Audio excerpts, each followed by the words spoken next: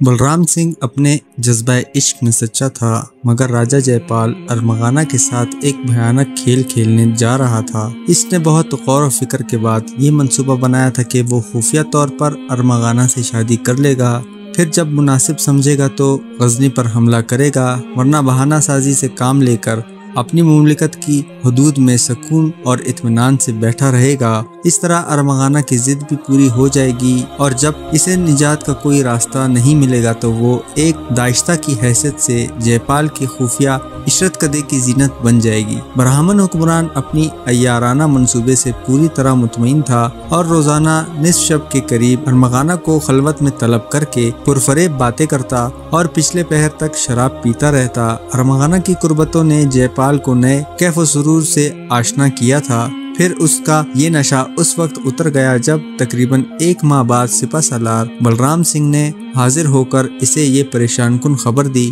اسد شیرازی سچ کہہ رہا ہے، امیر سبکتگین ہندوستان کے کئی علاقوں پر قبضہ کر چکا ہے۔ اگر مسلمان حکمرانوں کو بروقت نہیں روکا گیا تو وہ دن دور نہیں جب سبکتگین اپنے گھوڑوں کے پیروں سے ملتان کی سرزمین کو بھی روند ڈالے گا۔ اس اطلاع نے جے پال کی نیندیں حرام کر دی تھیں۔ چند روز تک وہ تنہائی میں سپہ سالار بلرام سنگھ سے اپنی جنگی حکمت عملی پر بحث کرتا رہا، اور پھر تمام نشیب و فراز کا جائزہ لینے کے بعد اس نے اسد شیرازی کو خلوت میں طلب کر لیا: مجھے سبکتگین کی فوجوں کی تعداد، خفیہ راستوں اور مسلمانوں کے طریقہ جنگ کے بارے میں تمام تفصیلات بتاؤ۔ راجہ جے پال نے تحکم آمیز لہجے میں کہا: اگر بعد میں تمہاری فراہم کردہ کوئی اطلاع غلط ثابت ہوئی تو میں تمہیں بڑی دردناک سزا دوں گا۔ ہو سکتا ہے کہ تمہارے دست و پاک کاٹ کر تمہیں ملتان کے کسی ویران راستے پر پھینک دیا جائے، پھر نہ کوئی تمہارے حلق میں پانی کے چند قطرے ٹپکانے والا ہوگا اور نہ ہی منہ میں روٹی کا کوئی ٹکڑا ڈالنے والا۔ تم اس کمرے میں خود بھی بیٹھ کر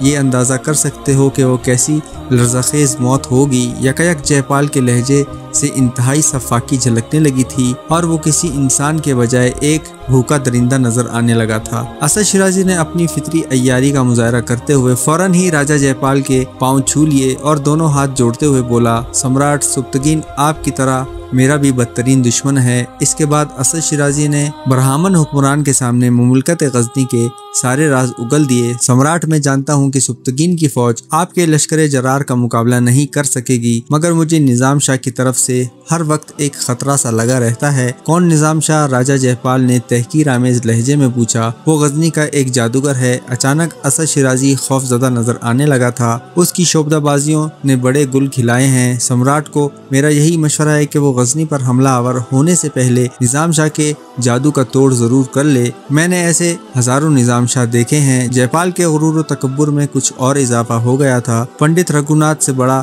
جادوگر کون ہوگا؟ گرودیو غزنی کے اس چوہے کا بھی انتظام کر دیں گے۔ پھر اس رات جے پال نے ارمغانہ کو اپنے عشرت کدے میں طلب کر کے کہا: میں نے غزنی پر حملے کا فیصلہ کر لیا ہے، اب تم بھی اپنا وعدہ پورا کرو۔ ارمغانہ کچھ دیر کے لیے پریشان ہو گئی، مگر اب اس کے سامنے کوئی راہ فرار نہیں تھی۔ اگر بلرام سنگھ کو اس کی خبر ہو گئی؟ ارمغانہ نے ڈرتے ڈرتے پوچھا۔ وہ میرا مسئلہ ہے، راجہ جے پال نے غضبناک لہجے میں کہا۔ میں غلاموں کے سوالوں کا جواب دینا پسند نہیں کرتا۔ بلرام سنگھ کچھ بھی صحیح، لیکن اول و آخر وہ میرا ملازم ہے۔ ارمغانہ جے پال کے خلوت گدے سے نکلی اور رات بھر اسد شیرازی سے مشورہ کرتی رہی۔ دوسرے دن اس نے بڑی رازداری کے ساتھ درباری پنڈت برج موہن کے سامنے ہندو مذہب اختیار کر لیا اور ایک خوفناک راستے پر چل پڑی۔ راجہ جے پال اپنی اس فتح سے بہت خوش تھا۔ اس کی پسندیدہ عورت اس کے عشرت کدے میں داخل ہو چکی تھی۔ درباری پنڈت برج موہن نے راج جے پال اور ارمغانہ کو رشتہ ازدواجی سے منسلک کر دیا تھا۔ جب وہ برہمن حکمران کے ساتھ آگ کے گرد پھیرے لگا رہی تھی تو اس کے تصورات میں بڑے عجیب و غریب مناظر ابھر رہے تھے۔ وہ کھلی آنکھوں سے دیکھ رہی تھی کہ پورے غزنی میں آگ لگی ہوئی ہے اور سبکتگین کے تخت و تاج بھڑکتے ہوئے شعلوں میں جل رہے ہیں۔ پھر اس کی آنکھوں نے یہ منظر بھی دیکھا کہ سبکتگین کا کٹا ہوا سر اس کے قدموں میں پڑا ہے اور وہ غزنی کی سابقہ ملکہ کے بجائے ملکہ ہندوستان بن گئی ہے اور بے شمار انسانی گردنیں اس کے آگے جھکی ہوئی ہیں۔ ارمغانہ کے پورے جسم میں کیف و نشاط کی تند و تیز لہریں اٹھ رہی تھی اور انتہائی سرخوشی کے عالم میں لڑکھڑاتے قدموں سے آگ کے گرد پھیرے لے رہی تھی۔ پنڈت برج موہن نے ارمغانہ شیرازی کا ہندوانی نام سمترا دیوی تجویز کیا تھا۔ ارمغانہ کو اپنا نیا نام بہت پسند تھا، خصوصاً دیوی کا لفظ، کہ اس میں اقتدار، اور غلبے کا تاثر ملتا تھا۔ اگرچہ برج موہن کے سوا اس شادی کا کوئی دوسرا گواہ موجود نہیں تھا، لیکن ارمغانہ مطمئن تھی کہ وہ بہت جلد راجا کو اپنا غلام بنا لے گی۔ برہمن حکمران نے اپنے خفیہ عشرت قدے کو اس طرح آراستہ کیا تھا کہ ارمغانہ کی آنکھیں خیرہ ہو گئی تھی۔ اس نے اپنی پوری زندگی میں دولت کا ایسا عظیم الشان مظاہرہ نہیں دیکھا تھا۔ پھر جب راجا جے پال نے اپنی نئی دلہن کو ہیروں کے ہار پہنانے شروع کیے تو ان کے بوجھ سے ارمغانہ جھکنے لگی۔ بس مہاراج، اس نے ایک ادائے خاص کے ساتھ دونوں ہاتھ جوڑ دیے، میں دولت کے انبار کی بھوکی نہیں ہوں، مجھے تو سمراٹ کی محبت چاہیے۔ ارمغانہ ایسی دل فریب باتیں کر رہی تھی کہ راجا جے پال گھٹنوں کے بل اس کے سامنے جھک گیا۔ ایک تو قدرتی حسن، دوسرے یہ بے پناہ آرائش۔ آج ارمغانہ کسی اور ہی دنیا کی مخلوق نظر آ رہی تھی۔ سمترا، بے شک تو کسی دیوی سے کم نہیں۔ راجا جے پال کے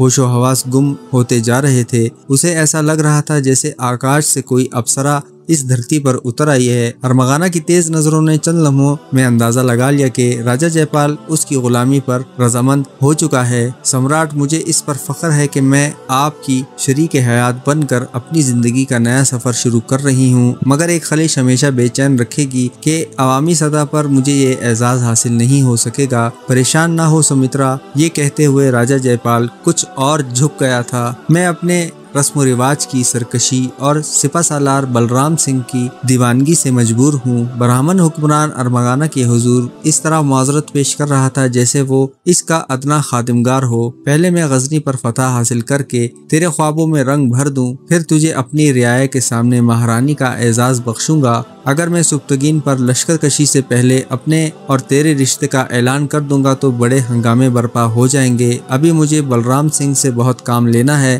میں اپنے سپہ سالار کو خوب جانتا ہوں، اگر اسے اس تعلق کی ہوا بھی لگ گئی تو وہ غصے سے پاگل ہو جائے گا، اور سیاسی طور پر ایک پاگل انسان جنگ کرنے کے قابل نہیں رہتا۔ میں بہرحال غزنی کی جنگ جیتنا چاہتا ہوں، اور فی الوقت یہ فتح بلرام سنگھ کے تعاون کے بغیر ممکن نہیں۔ اگرچہ ارمغانہ کے حسن سوز نے راجا جے پال کے دل و دماغ کو جلا کر راکھ کر دیا تھا، مگر پھر بھی وہ پورے ہوش و حواس میں تھا اور بڑی ہوشیاری کے ساتھ اپنی نئی بیوی کو بہلانے کی کوشش کر رہا تھا۔ میں سمراٹ کی زبان سے ادا ہونے والے ہر لفظ پر اعتبار کرتی ہوں، مگر بلرام سنگھ کی موجودگی میرے لیے ایک ایسا مسئلہ بن گئی ہے جس کا بظاہر کوئی حل نظر نہیں آتا۔ ارمغانہ نے رک رک کر کہا۔ وہ حقیقتاً بلرام سنگھ سے بہت زیادہ خوفزدہ تھی۔ جب غزنی کی فتح کے بعد آپ اس نئے رشتے کا اعلان کریں گے تو کیا وہ خاموشی سے سب کچھ برداشت کر لے گا؟ ارمغانہ نے اپنے اندیشوں کا اظہار کرتے ہوئے کہا۔ شراب کے اثر سے راجا جے پال بہکنے لگا تھا۔ اس نے دھندلی آنکھوں سے ارمغانہ کی طرف دیکھا اور پھر لڑکھڑاتے ہوئے لہجے میں کہنے لگا، ان فضول باتوں میں اس حسین رات کے حسن کو برباد نہ کرو۔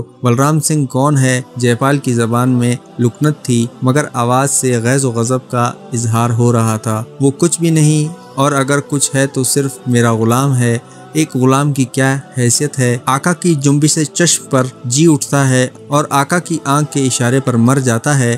میں بلرام سنگھ کی موت اور زندگی کا مالک ہوں، جب چاہوں اس کی سانسوں کا شمار ختم کر دوں۔ غزنی کی فتح کے بعد میں اسے اپنے انعام و اکرام سے نوازوں گا اور صاف صاف کہہ دوں گا کہ وہ تم سے دستبردار ہو جائے۔ اگر اس نے اپنے ماتھے پر شکن لائے بغیر میری بات مان لی اور آگے بڑھ کر میرے قدم چھو لیے تو میں اسے اپنے لطف و کرم کے سائے میں امان دے دوں گا، اور اگر اس کے چہرے پر ناگواری کا ہلکا سا عکس بھی ابھرا تو پھر میری آتش قہر بلرام سنگھ کی چتا کی آگ بن جائے گی۔ راجا جے پال کی جذباتی گفتگو سن کر ارمغانہ مطمئن ہو گئی اور اس نے اندازہ کر لیا کہ برہمن حکمران اس کی غلامی پر رضامند ہو چکا ہے۔ یہ ایک بڑی فتح تھی، اور اس فتح کے بعد ارمغانہ کے دل سے بلرام سنگھ کا خوف بھی زائل ہو گیا تھا۔ اب وہ نئے انداز سے حکمرانی کے خواب دیکھ رہی تھی، ایسی حکمرانی کے جس کے حصول کے لیے انسان اپنا مذہب، ضمیر، دل اور جسم، غرض سب کچھ فروخت کر دیتا ہے۔ کچھ دن کیف و نشاط کے جزیرے میں گزارنے کے بعد راجا جے پال اپنے عشرت قدے سے باہر نکلا اور اس نے سپہ سالار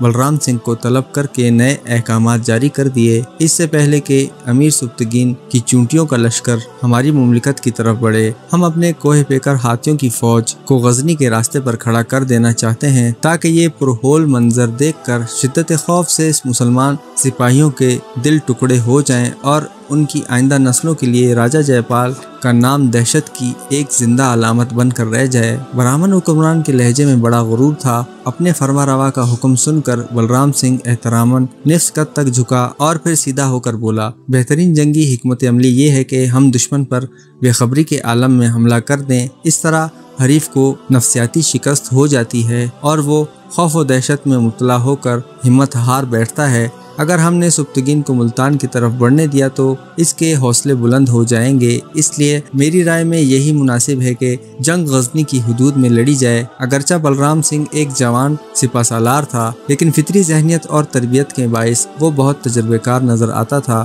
اور جنگ کے فلسفے کو کسی بوڑھے فوجی سے زیادہ بہتر انداز میں سمجھ سکتا تھا۔ بلرام سنگھ، تمہیں میری طرف سے پوری آزادی اور اختیار حاصل ہے، راجہ جے پال نے پرجوش لہجے میں کہا۔ تم جس طرح چاہو دشمن سے جنگ کرو، مگر اس جنگ کا فیصلہ ہمارے حق میں ہونا چاہیے۔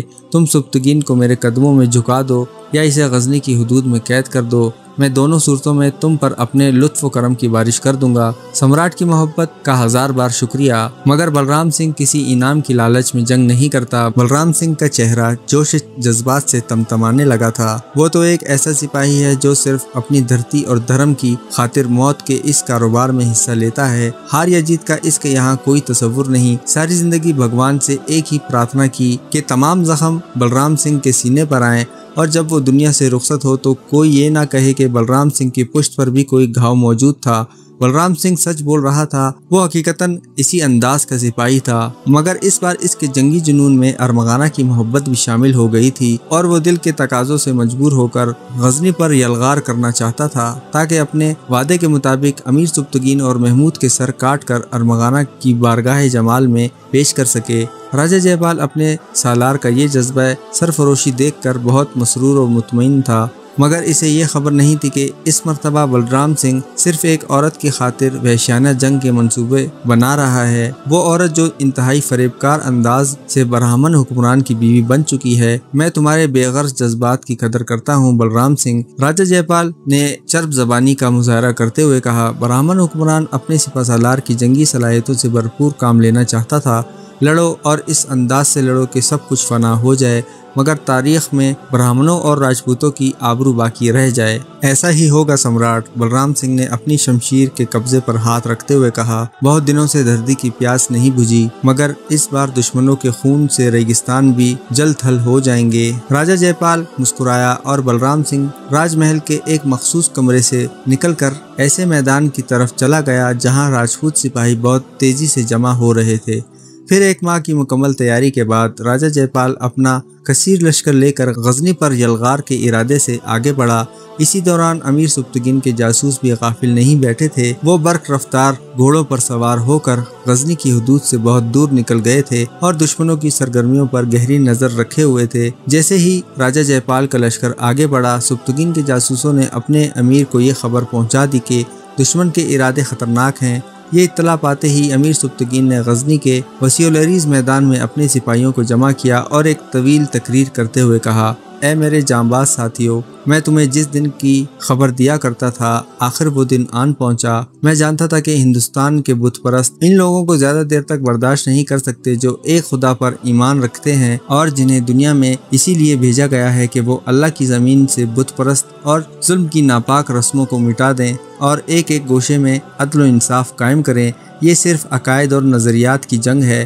وہ ہمارے وجود کو تسلیم نہیں کرتے، اس لیے ہم بھی ان کی ذات کی نفی کرتے ہیں، اور ہم تو پہلے ہی اللہ کے سوا ہر طاقت کی نفی کر چکے ہیں۔ پھر یہ راجہ جے پال کون ہے اور اس کی طاقت کیا حیثیت رکھتی ہے؟ اگر سارا ہندوستان بھی غزنی پر امڑ آئے تو ہم خوف و ہراس میں مبتلا نہیں ہو سکتے۔ ہماری زندگی اللہ کی ایک امانت ہے، اور وہ جب ہم سے اپنی امانت طلب کرے گا تو ہم رضا اور رغبت کے ساتھ اسے اس کی امانت لوٹا دیں گے۔ میری گناہ گار آنکھیں دیکھ رہی ہیں کہ امانتیں واپس کرنے کا وقت آ گیا ہے۔ تم بھی اس اشارہ غیبی کو سمجھو اور اپنے دلوں کو فانی دنیا کی محبتوں سے خالی کر دو۔ یاد رکھو، دنیا کی محبت ہی انسان کو بزدل بناتی ہے، اور پھر یہ بزدلی ذلت و رسوائی کی موت سے ہمکنار کرتی ہے یا غلامی کی زنجیریں پہنا دیتی ہیں۔ تم اول اور آخر مسلمان ہو، اس لیے ذلت و رسوائی کی موت بھی قبول نہیں کرو گے۔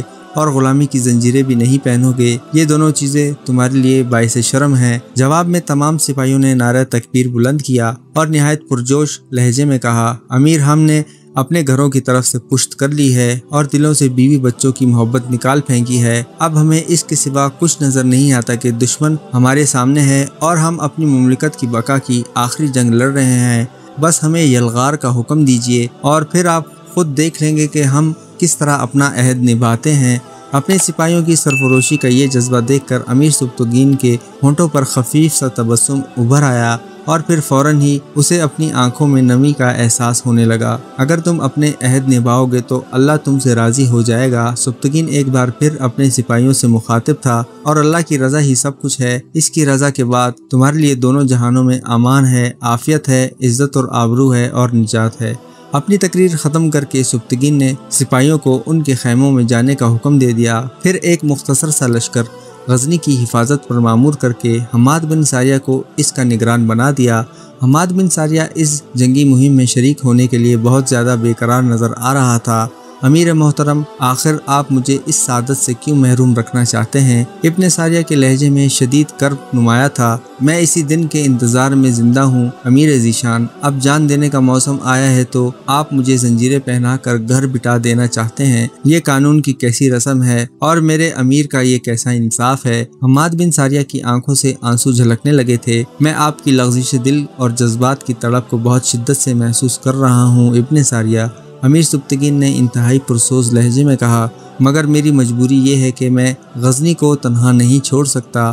میرے لیے یہ کام بہت آسان تھا کہ مملکت کے کسی امیر کو اپنا قائم مقام بنا کر میدان جنگ کی طرف چلا جاتا، لیکن وہ نامزد کردہ امیر نہ آپ کے ساتھ مخلص ہو سکتا ہے اور نہ زمانہ جنگ کے تقاضوں سے باخبر۔ مجبوراً میں نے غزنی کو آپ کے حوالے کر دیا ہے، اور جہاں تک شریک جہاد ہونے کا تعلق ہے تو آپ دارالحکومت میں رہتے ہوئے بھی میرے شانہ بشانہ لڑتے رہیں گے۔ شدت جذبات سے امیر سبکتگین کی آواز لرزنے لگی تھی۔ اس نے مضطرب ہو کر حماد بن ساریہ کے دونوں ہاتھوں کو اپنے ہاتھوں میں لے لیا۔ اگر آپ اس طرح بھی مطمئن نہیں تو پھر میں اپنے اللہ سے دعا کروں گا کہ وہ میرے جہاد کا ثواب ابن ساریہ کے اعمال نامے میں تحریر کر دے۔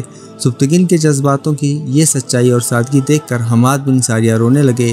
امیر، اللہ آپ کو جزائے خیر دے اور میری ساری نیکیاں بھی آپ کے حساب میں رقم کر دے۔ میں کیا اور میرا شوق شہادت کیا، بس ایک خواب سا ہے جو یہ گناہگار آنکھیں مسلسل دیکھتی رہی ہیں۔ اگر میرا یہ خواب بکھر بھی گیا تو کیا غم ہے کہ دوسرے اہل ایمان تو اپنے خوابوں کی تعبیر حاصل کر لیں گے۔ شاید اللہ ان تعبیروں کے صدقے میں میرے خواب کو بھی برباد ہونے سے بچا لے۔ پوری مملکت میں ایک شور سا برپا تھا۔ غزنی کے تمام باشندوں تک یہ خبر پہنچ چکی تھی کہ مسلمانوں کو ایک خوفناک جنگ کا سامنا ہے، اور راجہ جے پال کی روش کو روکنے کے لیے امیر سبکتگین کے ساتھ ولی عہد سلطنت محمود بھی ملتان کی طرف روانہ ہو رہا ہے۔ اس خبر سے غزنی کے رہنے والوں میں ہلکی سی بے چینی ضرور تھی، مگر کسی کے اعصاب پر خوف و ہراس طاری نہیں تھا۔ انتہا یہ تھی کہ مسلمان خواتین بھی اس جنگ کے سلسلے میں بہت زیادہ پرجوش نظر آ رہی تھیں۔ تمام شادی شدہ عورتیں اپنے شوہروں کو، تمام مائیں اپنے بیٹوں کو اور تمام بہنیں اپنے بھائیوں کو یہ کہہ کر ہمت دلا رہی تھی کہ تم یہ سمجھ کر غزنی سے رخصت ہو کہ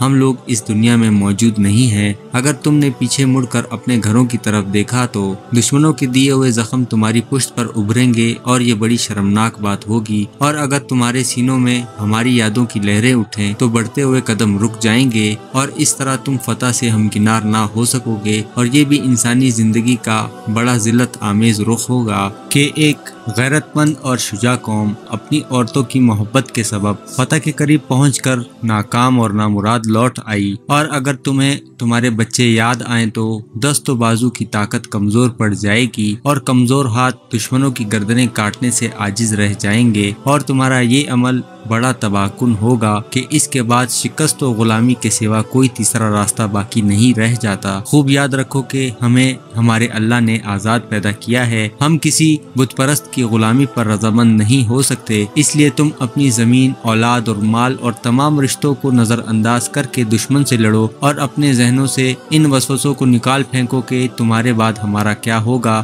اگر کوئی تم سے یہ کہے کہ تمہارے گھروں سے دھوئیں اٹھ رہے ہیں اور تمہاری عورتوں کو उरिया हालत में शाहराहों पर खींचा जा रहा है और दुश्मनों के नेज़े तुम्हारे बच्चों के सीनों के पार हो रहे हैं, तब भी तुम अपनी समातों को मुतासिर ना होने देना कि कौमों पर कभी कभी ऐसा वक्त भी आ जाता है। खुद निगार खानम ने भी चंद पढ़ी लिखी खवातीन के साथ घर घर जाके इस किस्म की असर अंगेज तकरीरें की, जिन्हें सुनकर गजनी के सिपाही पहली बार एक नए हौसले और एक नए वलोले से आशना हुए थे। निगार खानम ने सुब्तकीन से ये दरख्वास्त भी की थी कि वो इस जंग में इसे भी अपने हमरा ले जाए। आखिर क्यों? सुब्तकीन ने किसी कदर नागवार लहजे में पूछा। अभी तक निगार खानम की तरफ से इसका दिल साफ नहीं हुआ था ताकि हम अपने जख्मियों की तीमारदारी कर सकें। निगार खानम ने बड़ी सच्चाई से अपने दिल की बात कह दी थी। जख्मी सिपाहियों की देखभाल के अलावा शरीक जंग होने में निगार खानम का ये जज्बा भी शामिल था कि इस तरह महमूद इसकी नजरों के सामने रहेगा। अगरचे सुब्तकीन की जाबिराना पाबंदियों के सबब निगार खानम की मोहब्बत राख का एक ढेर बन चुकी थी, लेकिन इस राख के नीचे अब भी जज्बातों का एक आतिशफिशा मौजूद था। फिर जब इसे ये खबर मिली कि राजा जयपाल के साथ इस खौफनाक जंग में महमूद भी शरीक हो रहा है तो वो बेकरार हो गई और अमीर सुब्तकीन के हुजूर एक ऐसी दरख्वास्त लेकर चली आई जिसके मंजूर हो जाने का कोई इम्कान नहीं था।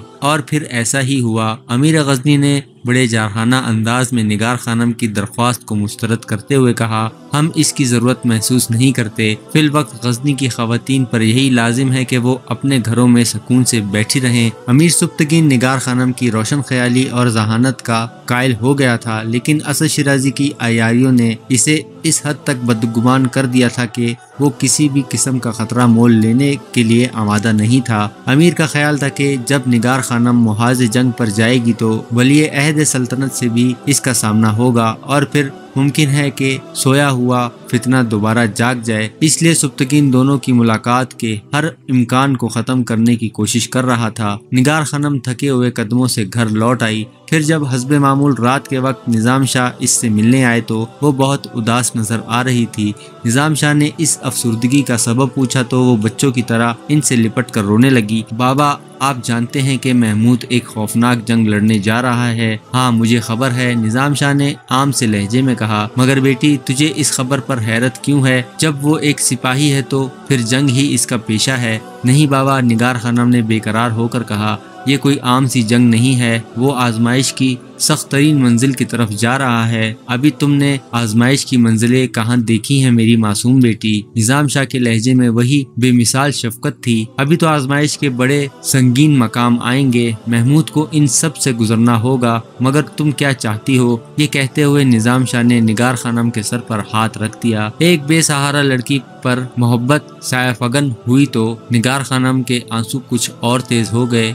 मैं यही चाहती हूँ बाबा कि वो आजमाइश की हर मंजिल से सलामती के साथ गुजर जाए। आखिर निगार खानम की ख्वाहिश इसके होंठों तक आ गई थी और इसने इस तरह निज़ाम शाह के जानों पर सर रख दिया था जैसे कोई मासूम बच्ची अपने बाप के सामने बेख्तियार मचल गई हो। मैं ये भी चाहती हूँ बाबा कि वो जिंदगी के हर मार्के में कामयाब और कामरान हो, और ये भी चाहती हूँ कि इसके जिस्म पर हल्की सी खराश तक ना आए, और ये भी चाहती हूँ कि मैं इसके सामने दुनिया से गुजर जाऊँ। निगार खानम की ख्वाहिश बज़ाहिर बहुत मुख्तसर थी, मगर इसमें जज्बों और तमन्नाओं के बड़े दफ्तर पोशीदा थे। निज़ाम शाह हैरत से इस लड़की की तरफ देखने लगा जिसकी उम्र बमुश्किल 16-17 साल थी, मगर इसके आसार और कुर्बानी ने कई सदियों को अपनी लपेट में ले लिया था। जब कुछ देर तक निज़ाम शाह ने कोई जवाब नहीं दिया तो निगार खानम मुस्तरब होकर दोबारा बोल उठी, बाबा, अगर मेरी ख्वाहिश बेजा है तो अल्लाह से दुआ करें कि वो महमूद के हिस्से की तमाम आफात और मसाइब मुझ पर नाजिल कर दे।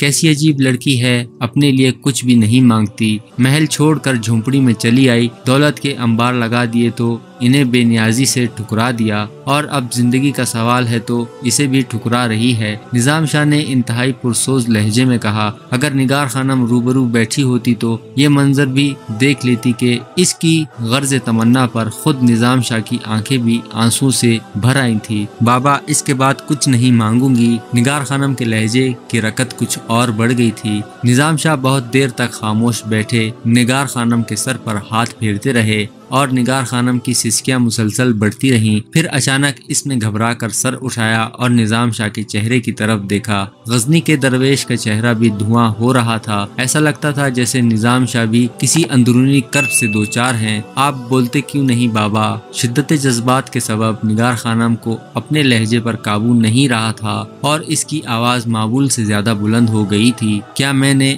آپ سے کسی غلط چیز کا مطالبہ کر دیا؟ نگار خانم نے اس طرح کہا جیسے وہ احسان جرم میں مبتلا ہو گئی ہو۔ نہیں، تم سے کوئی غلطی نہیں ہوئی ہے۔ آخر طویل سکوت کے بعد نظام شاہ لب کشا ہوئے، میری بیٹی کی طرح کوئی اور کیا مانگے گا؟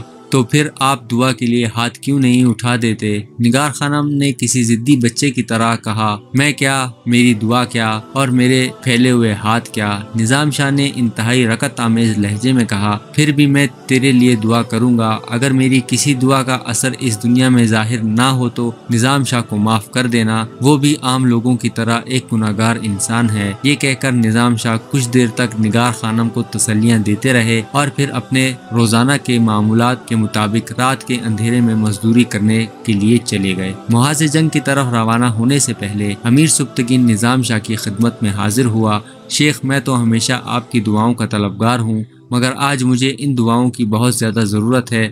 امید ہے آپ مجھے مایوس نہیں فرمائیں گے۔ جواب میں نظام شاہ مسکرائے۔ ایک اسلامی مملکت کے امیر کو یہ باتیں زیب نہیں دیتی۔ ولی غزنی کو معلوم ہونا چاہیے کہ ایک عادل اور منصف حکمران کی دعائیں کسی درویش کی دعاؤں سے زیادہ اثر رکھتی ہیں۔ ہو سکتا ہے میں شیخ کی باتوں سے انحراف کا تصور بھی نہیں کر سکتا۔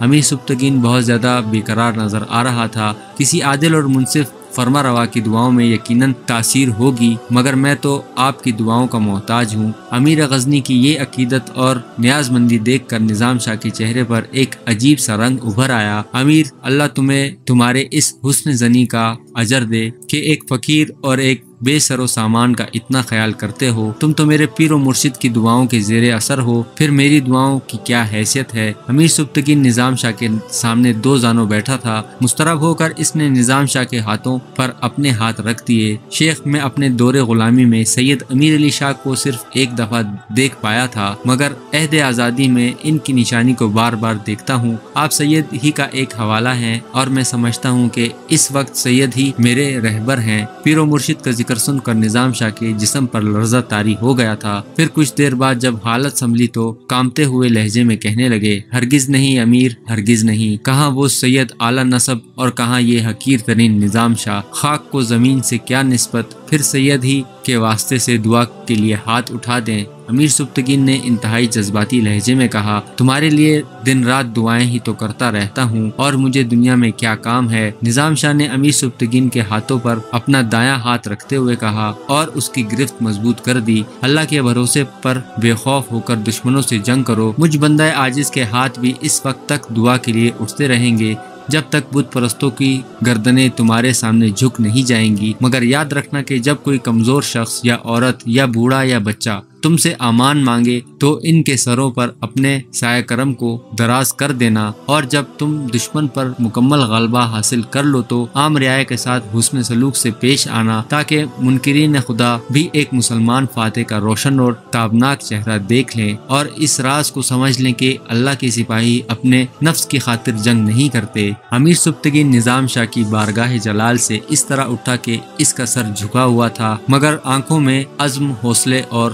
جوش کا ایک سمندر جھوم رہا تھا۔ دوسرے دن غزنی کے لشکر کو محاذ جنگ کی طرف روانہ ہونا تھا، مگر روانگی سے پہلے ولی عہد محمود نظام شاہ سے ملاقات کرنے کے لیے مسجد پہنچا۔ نظام شاہ نے اس بار بھی بڑے والہانہ انداز میں کھڑے ہو کر محمود کا استقبال کیا۔ بعض اراکین حکومت جو محمود کے ہمراہ تھے انہوں نے اس منظر کو بڑی حیرت سے دیکھا اور یہ بات صاف طور پر محسوس کر لی کہ نظام شاہ امیر سبکتگین کے احترام میں کبھی کھڑے نہیں ہوتے، مگر محمود کو دیکھ کر نہ صرف نظام شاہ کے چہرے کا رنگ بدل جاتا ہے بلکہ وہ اپنی جگہ بھی چھوڑ دیتے ہیں۔ اس بار بھی نظام شاہ نے یہی کیا تھا، پہلے محمود کو گلے لگایا اور پھر کئی بار اس کی پیشانی کو بوسے دیے۔ شیخ، آپ کا یہ غلام کچھ دیر بعد اپنی زندگی کے پہلے مارکے میں شرکت کرنے کے لیے ایک طویل اور دشوار سفر پر روانہ ہو جائے گا۔ آپ ہم سب کے حق میں دعا فرمائیں کہ اللہ اپنے نام لیواؤں کی مشکلات آسان کر دیتا ہے۔ محمود کا لہجہ مجاہدانہ تھا مگر گردن جھکی ہوئی تھی۔ غلام نہیں میرا بت شکن، نظام شاہ نے اپنے مخصوص دل نواز تبسم کے ساتھ کہا۔ تم ایک سفر کی بات کرتے ہو، تمہاری تو ساری زندگی ہی سفر میں گزرے گی اور ہر سفر تمہارے لیے نئی راحت کا پیغام لے کر آئے گا۔ تم ہر قدم پر اللہ کی نصرت کو چمکتے ہوئے سورج کی طرح دیکھو گے اور تائید غیبی کی یہ روشنی تمہیں شکست و ناکامی کے اندھیروں میں غرق ہونے نہیں دے گی۔ یہ کہہ کر نظام شاہ نے محمود کے سر پر کئی بار ہاتھ پھیرا۔ پھر ولی عہد نے رخصت کی اجازت چاہی تو نظام شاہ نے فرمایا ہم خود اپنے بت شکن کو محاذ جنگ کی طرف روانہ کریں گے۔ اس کے بعد نظام شاہ مسجد سے باہر نکل آئے اور محمود کے ساتھ اس کے گھوڑے پر سوار ہو کر غزنی کی سرحد تک پہنچے۔ غزنی کے تمام امراء اور اثر باشندے اپنے مجاہدین کو رخصت کرنے کے لیے جمع ہوئے تھے۔ سبکتگین کو ولی عہد سلطنت کا انتظار تھا۔ پھر جب محمود کا گھوڑا اس طرح نمودار ہوا کہ نظام شاہ بھی اس پر سوار تھے تو سبکتگین شدید حیرت میں ڈوب گیا۔ نظام شاہ گھوڑے سے نیچے اترے۔ محمود بھی احتراماً زمین پر آنا چاہتا تھا مگر نظام شاہ نے بآواز بلند کہا تم گھوڑے کی پشت پر بیٹھے رہو کہ ایک مجاہد کا یہی مقام ہے۔ تمام لوگ حیرت زدہ تھے۔ پھر دیکھنے والوں نے ایک اور حیرت انگیز منظر دیکھا۔ نظام شاہ نے محمود کے گھوڑے کی لگام پکڑی اور کچھ دور تک آگے بڑھتے رہے۔ محمود بہت زیادہ پریشان نظر آ رہا تھا اور سبکتگین فطر حیرت سے دم بخود ہو کر رہ گیا تھا۔ کسی میں تاب گوئی نہ تھی کہ نظام شاہ کے سامنے زبان کھولتا۔ تمام شاہ سوار اپنے اپنے گھوڑوں سے نیچے اتر آئے تھے۔ بس ایک محمود تھا جو نظام شاہ کے حکم کے زیر اثر گھوڑے پر سوار تھا مگر اس طرح کہ وہ بار بار پہلو بدل رہا تھا۔ کچھ دور چل کر نظام شاہ رک گئے، پھر بآواز بلند دعا فرمائی اے بے پناہ رحمت والے اپنی راہ کے ان ناتوانا مسافروں کو استقامت بخش دے کہ تیرے کرم کے بغیر یہ خاک سے بھی زیادہ حقیر ہیں۔ پھر سبکتگین سے مخاطب ہو کر کہا امیر اللہ کا نام لو اور آگے بڑھو۔ نظام شاہ اس وقت تک مجاہدین کی قطاروں کو کھڑے دیکھتے رہے جب تک ایک ایک سپاہی نظروں سے اوجھل نہیں ہو گیا۔ امیر سبکتگین کا لشکر برق رفتاری کے ساتھ آگے بڑھ رہا تھا۔ وہ سپہ سالار بلرام سنگھ کے اس منصوبے کو ناکام بنا دینا چاہتے تھے کہ راجہ جے پال کی فوج اپنی مملکت کی حدود سے نکل کر غزنی کے قریب و جوار میں داخل ہو جائے۔ بالآخر بلرام سنگھ کی جنگی حکمت عملی ناکام ہو گئی اور امیر سبکتگین کا لشکر ملتان کے قریب پہنچ گیا۔